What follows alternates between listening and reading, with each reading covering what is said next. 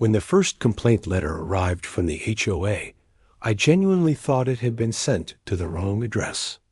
My service dog, Rowan, a golden retriever trained for medical alerts, was the gentlest creature in the neighborhood. He'd never barked past a polite woof, never stepped onto another lawn, never disturbed anyone.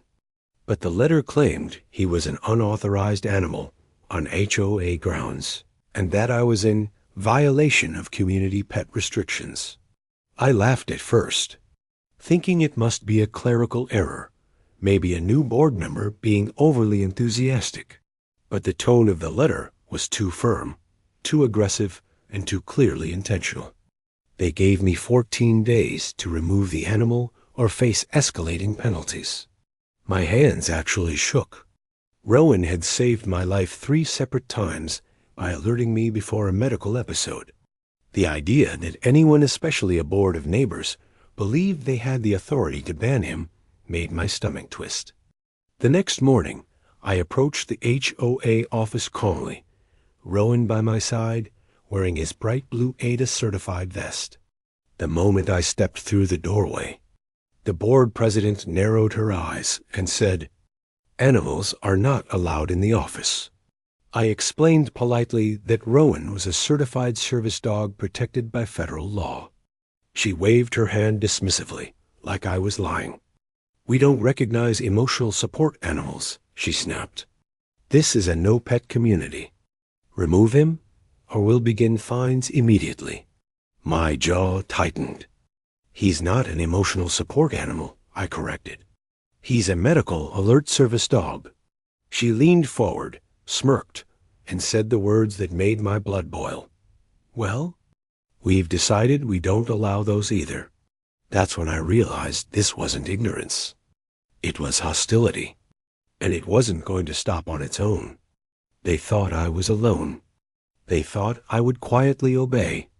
They thought I didn't know the law. They were wrong, very wrong. Asterisk, the following days were a nightmare. I started noticing small, subtle forms of intimidation from the HOA. They'd park their cars conspicuously near my driveway.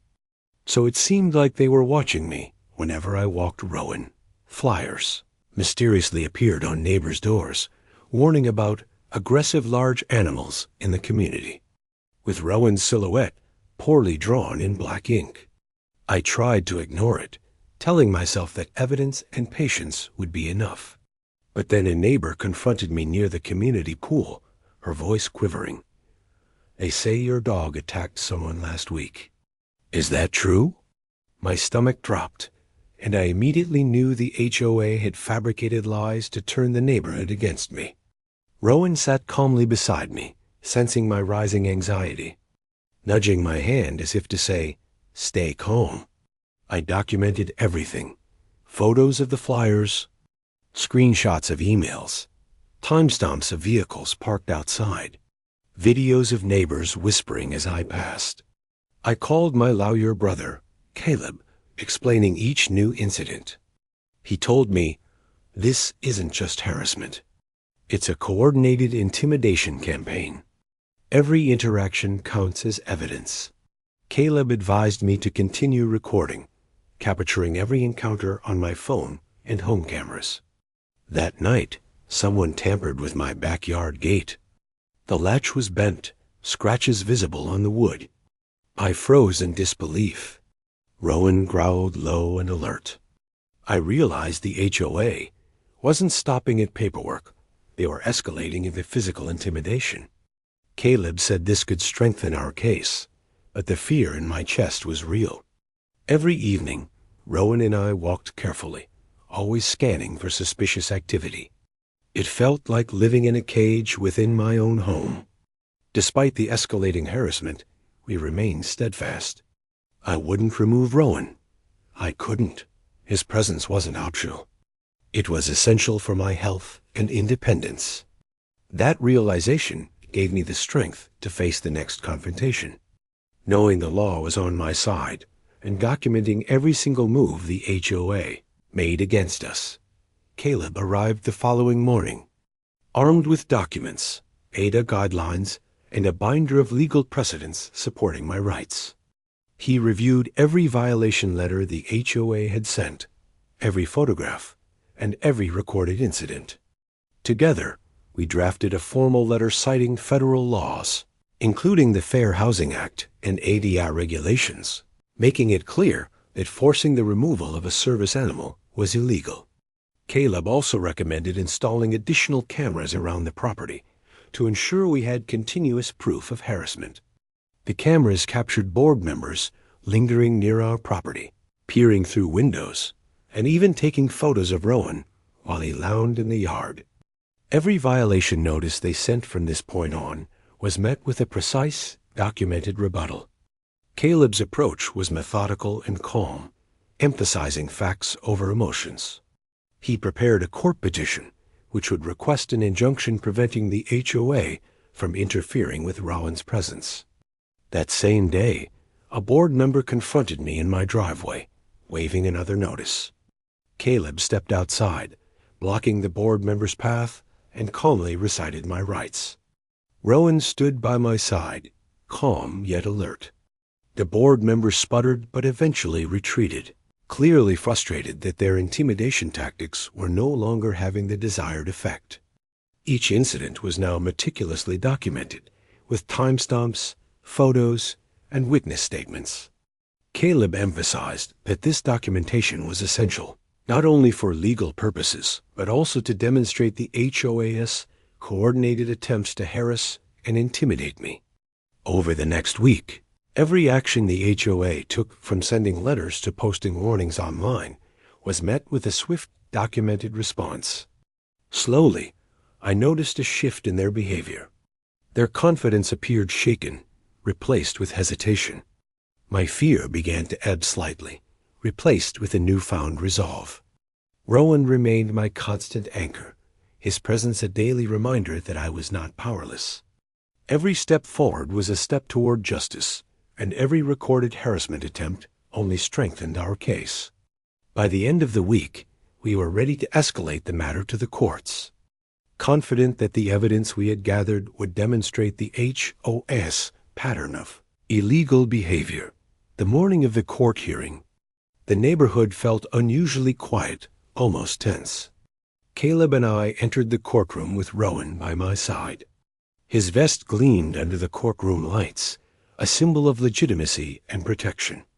The opposing side, the HOA board, sat together, looking nervous, flipping through papers they clearly hadn't read thoroughly. Judge Hamilton called the hearing to order, and Caleb presented our case systematically. He detailed the federal protections for service animals, presented documented instances of harassment, and showed video footage of board members approaching our property at night. The judge's expression shifted from interest to concern as he reviewed each piece of evidence. The HOA's attorney argued that they were enforcing community rules, but Caleb countered every point with clear citations from federal law. The highlight came when Caleb presented the videos showing board members lingering near our property, taking photos, and even tampering with gates. Rowan sat obediently, exuding calm authority, making it impossible for anyone to dispute the legitimacy of his role. Witnesses testified to the board's harassment, including neighbors who had received misleading emails or observed intimidation tactics. The courtroom was silent as the judge leaned back, clearly absorbing the weight of the evidence. Caleb concluded by requesting an immediate injunction preventing the HOA from taking further action against me or Rowan. The judge nodded thoughtfully, then called for a brief recess to review the evidence. Outside the courtroom, I hugged Rowan tightly, whispering that we were close to victory. Caleb reassured me, "We have overwhelming evidence. They won't succeed." When the judge returned, he read his ruling. The HOA must cease all harassment immediately, remove any fines, and allow Rowan to remain with me. Relief washed over me. Months of stress, fear, and sleepless nights had finally culminated in justice. The board members sat stunned, muttering to one another, clearly realizing that their attempts to intimidate me had failed. Despite the court ruling, the HOA attempted to push back in subtle ways. Flyers continued circulating among neighbors, though now the tone was less threatening, more defensive, trying to cast doubt on Rowan's behavior. A few board members posted questions on social media, subtly undermining my credibility. Caleb reminded me that public relations maneuvers like these had no legal weight, especially when faced with the official court order. To reinforce our victory, we uploaded portions of the documented harassment online, carefully blurring faces to avoid legal retaliation. The neighborhood began to respond differently. Supportive messages and allies emerged. Neighbors who had previously avoided me now offered encouragement. Rowan's calm demeanor helped too. He interacted gently with neighbors, demonstrating the difference between a trained service animal and the fabricated threats the HOA had spread. Every confrontation the board attempted after the ruling was met with legal counsel ready to intervene immediately. Caleb set up a rapid response plan. Any violation notice or board communication would be forwarded instantly, ensuring that we maintained a continuous record. Slowly but surely, the HOA realized their power was diminished. They could no longer intimidate without immediate consequences. My confidence grew alongside Rowan's steadfast presence. For the first time since this battle began, I felt a sense of control returning to my life. The months of anxiety were giving way to stability, thanks to meticulous planning, legal guidance, and the unwavering loyalty of my service dog. This victory wasn't just personal. It sent a message to the entire neighborhood that unlawful harassment and intimidation could not succeed. Rowan and I continued our daily routines, walking freely, visiting neighbors, and participating in community activities without fear. It was a profound transformation, from being targeted and isolated to standing empowered, supported, and legally protected. With the court order in place, the atmosphere in the neighborhood began to shift noticeably. Some board members left the board entirely, replaced by more reasonable and law-abiding individuals. Neighbors who had once whispered or avoided me began approaching me openly, apologizing for believing misinformation. Caleb and I organized an informational meeting about service animals and federal protections, inviting the community to learn firsthand why Rowan's presence was not only legal but essential. The HOA attempted no further interference. Rowan became a familiar and beloved figure throughout Willow Glen Estates, often accompanying me on walks and community events. The narrative that had been painted about aggression and danger dissolved as people witnessed his gentle, well-trained behavior. I realized that the court order not only protected Rowan, but also educated the neighborhood about disability rights, service animals, and the misuse of HOA authority. Slowly, trust began to rebuild. Neighbors who had doubted me expressed regret for their initial reactions, some even publicly acknowledging the board's past misconduct. The psychological weight of months of harassment lifted, replaced by a sense of community, understanding, and empowerment. Rowan and I had survived an intense legal and emotional battle.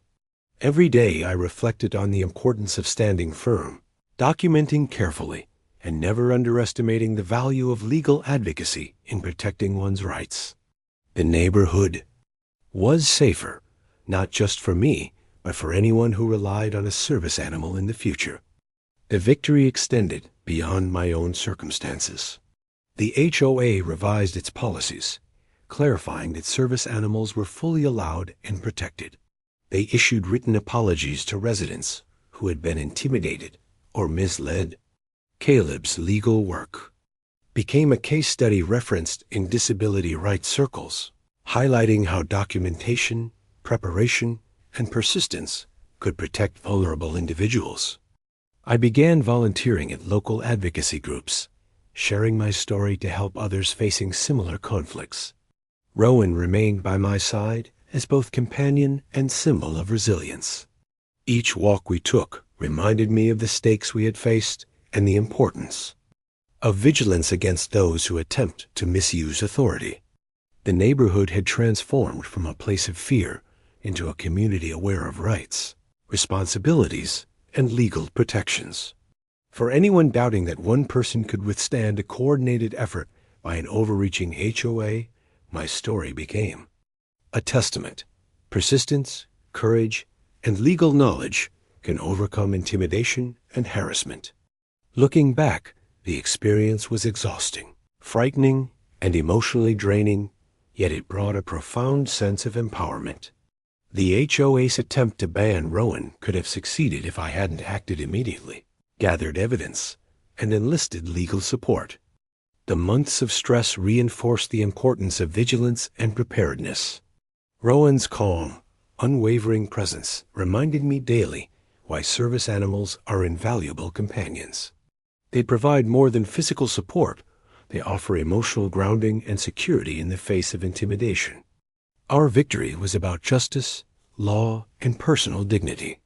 It also educated the entire community on disability rights, leaving a legacy of awareness and protection. Reflecting on the ordeal, I realized that fear and intimidation cannot prevail. When combined with knowledge, documentation, and unwavering resolve, every notice, every attempt at harassment, and every false accusation became proof of a broader lesson. Standing up for your rights can protect not just yourself, but an entire community. Rowan and I continue our walks through Willow Glen, confident, visible, and free from fear, knowing that our story stands as evidence that law, truth, and persistence are more powerful than intimidation and lies.